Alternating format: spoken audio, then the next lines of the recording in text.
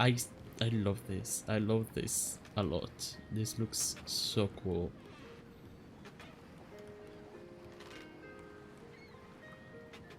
Ships, ships, ships. Nowhere else in a midnight build are there so many damn ships. Is it true though? You say a moment you lay eyes on that city, a demon possesses you.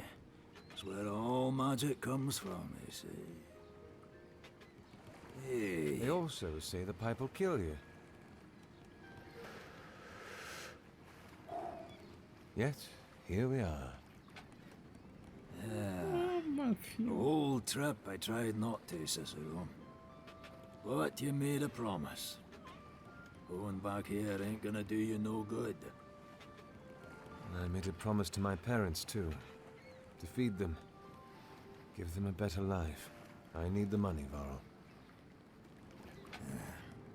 And the question is, are you willing to pay with your soul for it? I suppose we'll find out. Into the shadows we go. I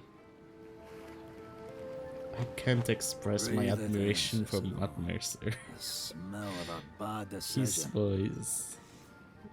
Ah, So smells like good. runic spices to me. Ugh, and sewage. You joke about it now. Relax, Varl. I'll see you in a 5-day. I promise. A promise. If you break it, I swear to 7 sisters that I'll come down to the pits myself to wrangle your skinny neck. I'll see you when I see you, Captain. Pits or no. Oh, okay. Press RT plus Y. This one? Was it this one? Umber, the jewel of the Midnight Belt, acclaimed by all the nations for its wealth and its exotic magic. This is the place that I called home, the country that banished me in exile. Now I have returned to find little changed. It is still bustling and alive, and it still rests in shadow. Whether I am stepping back onto its wharfs, facing open arms, or hidden knives, only time will tell. So, I have been banished in exile, but I'm back? What changed? Oh, these are all the tutorials, I guess. That's good to know.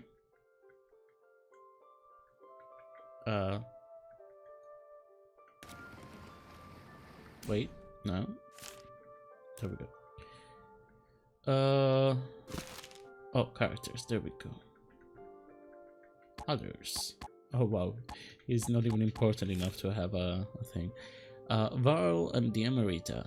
Few can understand the relationship between a captain and his ship. It is a love of a sort, found in few other places. Perhaps the closest relationships I can think of to parallel it will be of those between a tinker and his tools, or a blacksmith and his smithy. But no, looking at Varl and his ship, you'd realize that wouldn't quite do. The first time I met Varl, he'd been screaming at one of his crewmen for chipping a board along the side of the Emerita. The poor lad was shouldering a shipment of polearms from Tessera, and had grazed the hull of the ship. I learned later that this was not an uncommon occurrence. A Nikona masked a scuff on a floorboard, and off the rails he'd go, screaming, yelling, throwing things about. No one ever got seriously hurt, but considering the vigor and passion with which he'd berate his crew, one would think they chopped off a toe of his, or burned off an eyebrow. And perhaps, in some sense, they might as well have. The Emerita was as much a part of him as any of his limbs. His love for the Emerita went far beyond simple fondness. He'd integrated it into his existence. It had entwined itself with the threads that formed his identity. Any offense against the ship was a direct offense against him. Some would say that a craftsman is only as good as his tools. I'm inclined to say this man has taken it quite a step further. Okay then. Kitty! Can I pet you? Aw. I can't. That's BS. Am I renowned? Am I infamous? I mean, if I do that, sure, of course I am. Let's keep doing it. Yes, yes, yes, I'm back. Sir! I mean... Sir, Relax. You are the coach hands I was told to expect? that's us. Elena Toth, sir. Ricardo Toth, at your service. The coach is nearby? Is that Ashley Birch? Just a minute this way, sir. I think it might be.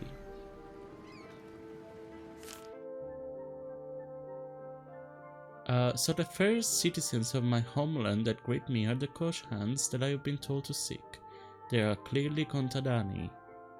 For no coach hands of the registry would have masquerades wasted upon them, and thus I cannot help but wonder what they see when they see me. After all, I am the brother of the men who fought for their rights. Oh, I was gonna say, is Cyrus, right? Wait, am I Cyrus? No, Cyrus was the one in the prologue. Who is, like, I was gonna ask, who is he? Because it is the same surname. So I was thinking something like uncle, since he did say that his parents are somewhere else. I don't know, but still alive, I think. So yeah, apparently he was my brother. The man that I abandoned 5 years ago. Oof. I suppose time will tell me more of their opinion and whether the ripples of my actions have touched them. But for now, it seems as though they have no issue with my role in the events of history. Okay, let's go.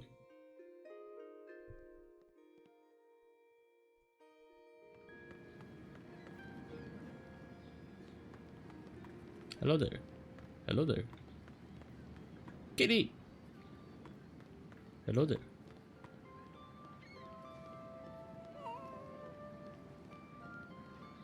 Hello there.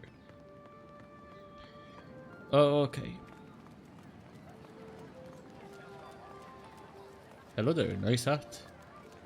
Oh, is it part of your uniform? I want to wear that uniform then. I mean, maybe not actually. I don't know who you are. Oh ho! Wait a second. Lore? Lore! Lore. The docks of Umber. There might be no other landmark in Umber more significant. Do I call it Umbre? Or Umber? Who knows? We'll see when they actually pronounce that word. More significant than its docks, which most days of the year are occupied by trading vessels and merchant watercraft.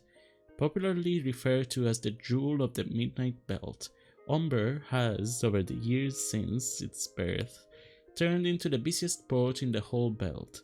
As the nexus of hundreds of trade routes, Umber's docks see men and women of all nations on its wharves and serves as a prime platform for people of myriad cultures. So rude. For people of myriad cultures to mingle while their vessels are serviced and refueled. The cities, apparently is how you pronounce that, just like city. I don't know why write it like that at this point, but cities, beautifully colorful demographic is just one effect of this mixing. The fortune of having such a capable harbor as well as such a fine location has allowed trade to become Umber's primary form of economic sustenance and has afforded its reputation reach far beyond the waters. Oh, I can't go down there. Wait, is that a baby? Why did you leave a baby on the boat? What's going on there? What? Excuse you? Get that baby! Is this the beginning of Prince of Egypt? Is it Prince of Umber? Okay, well, now I want to explore a little more first, because maybe there's more More lore. More lore. More lore. Oh, so many paths blocked by set dressing. I mean, it's actual people, but... Dog! Is the lore on the dog? Dog, dog, dog, dog, dog. Is the dog one of the factions? Is there a faction of the dog? Anyway, the citizens of Ombre are classified broadly into two categories, the Contadani and the Masquerada. Masquerada. Yes, I'm doing it again. Those without masquerines and those with respectively. The Masquerada themselves are divided further into the Registry and the Seimora, the latter of which comprises the 6 guilds of the city. There is a third faction not often spoken of until recent years, the Mask Runners, an encompassing term that refers to all owners of masquerines who refuse to align themselves with any of the Seimora or the Registry, and consists of dozens of smaller factions that exist too multitudinously to be chronicled here. Is one of those factions related to the dog? And why can't I pet the dog? Worst game. 0 out of 10. I was liking it, I was enjoying it, but you don't let me pet the cat first. 2 cats that I met on the dogs. Now there's a dog. There's even a lore thing on the dog, and you don't let me pet him. Like, come on. Flashy. I expected the registry to be spending more on dealing with the war than prettying up their carriages. Oh, actually, sir, Don't get me wrong, I love the finish, but... sir, it's this one. What? Oh. Well, the I mean, less it's attention still we draw, very the better pretty. for us anyway. Come on, let's see if this butte can get us through the... Actually, I prefer that one, honestly. The other one was way too goaty. Whoa. Presence out, all of you. Make no trouble for us, and you'll have none yourselves. Sir, do it.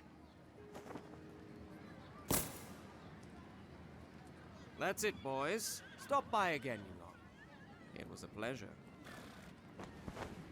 They're Why getting didn't we bolder by fight? the day. I would have liked to have seen how bold they felt if they knew he was an Inspectore. I bet they would have thought... Ricardo! Hear that, boys? An Inspectore. You mean you know trouble? Words spoken behind a blade. The Inspectore will fetch us some. We don't need the other 2. Truly a pleasure. Watch your flanks! Well, there we go. I don't have skills. I'm unskilled. I love when in games your character is supposed to be this genius of combat, but they start out without a single skill. I mean, that's a lot better for gameplay, but because, for example, in the beginning, in the prologue, I had skills that I never heard about. I mean, I did get the hang of them, but, you know, it was a bit too much to have right off the bat, whereas it is better to not have any and unlock them later. But he's supposed to be, you know, an expert or whatever. I guess he doesn't have the mask. So, This is Ricardo, beautiful. You watched me fight. I He love more than this. watched, sir. He was practically gawking. Sister, Relax. All I Then wanted he's to all know is why you sheepish. seem so surprised. well, 7 Inspectores and none would stoop to a level to have Contadani like us present to watch them train. Doesn't mean you can't steal a glance from the West Wing. The upper levels provide quite the view. If you don't mind me saying, sir, you're awfully comfortable around us. What do you mean? People like us, I mean, Contadani, maskless. You mean people who have lives and dreams and all? I think I'd be more worrying if I was uncomfortable, no?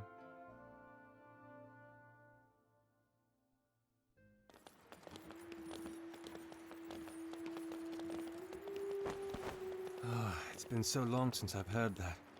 Heard what? Slow down, please. That. Ooh. The The waterfalls. Pale Isle. For a city this dark to have a heart so bright. Let's go.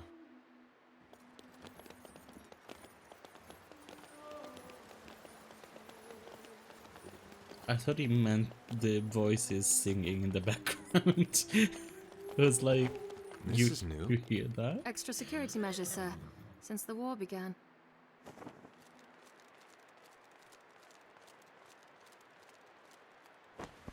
Business?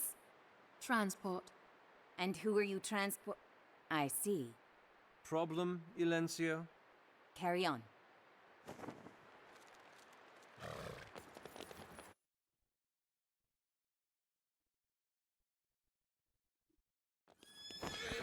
That wasn't very polite. You don't expect them to treat war criminals with politeness, do you? I'm sorry, sir. I didn't mean to. No. Stop the coach, please. I think I'd like a little time to myself, if you don't mind. I'll make my way up to the White Spire when I'm done. Of course, sir. We'll be at the stables if you need to find us.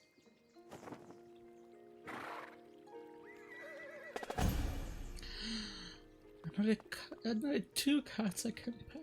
This is torture.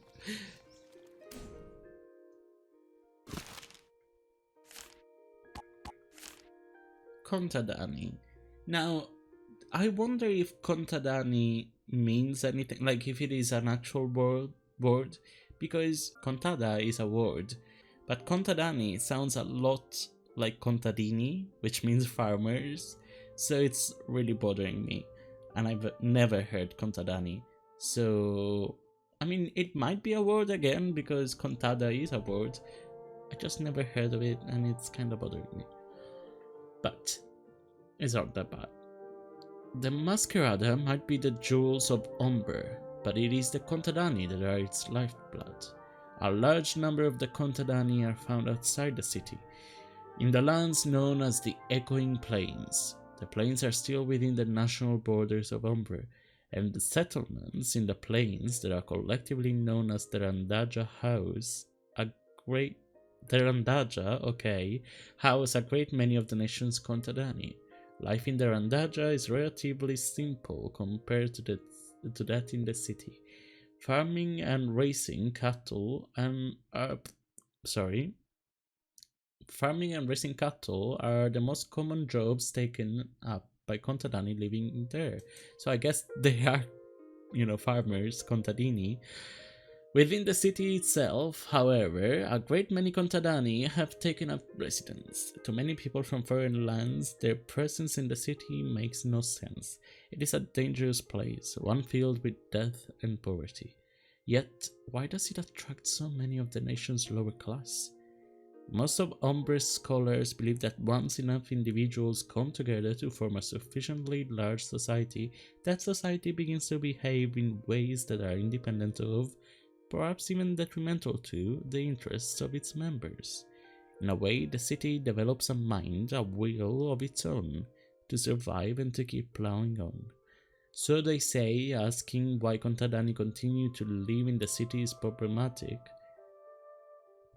Continuing, I'm guessing, to live in the city is problematic because it assumes that the individual desires of each Contadani will somehow be reflected in the larger movements of the city, when that is in fact not nearly the case.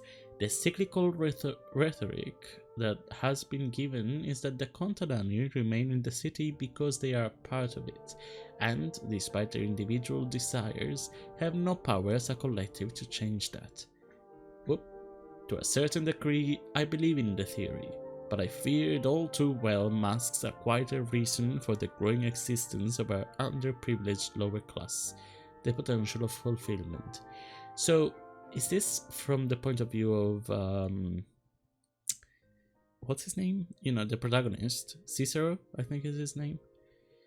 Many Contadani glamorize the lives of the Masquerada, and I cannot blame them for doing so. We bend the elements of the world to our will. We live in lavish houses and beautiful vistas. We needn't ever worry about finding food for the next meal. This lifestyle has a strong lure, especially to those of empty stomachs and vacant purses, and has brought a great number of contadani to the city. These are men and women who harbor the hopes that by placing themselves in the direct vicinity of their Masquerada, they will one day be able to join their ranks. That hope is not a futile one.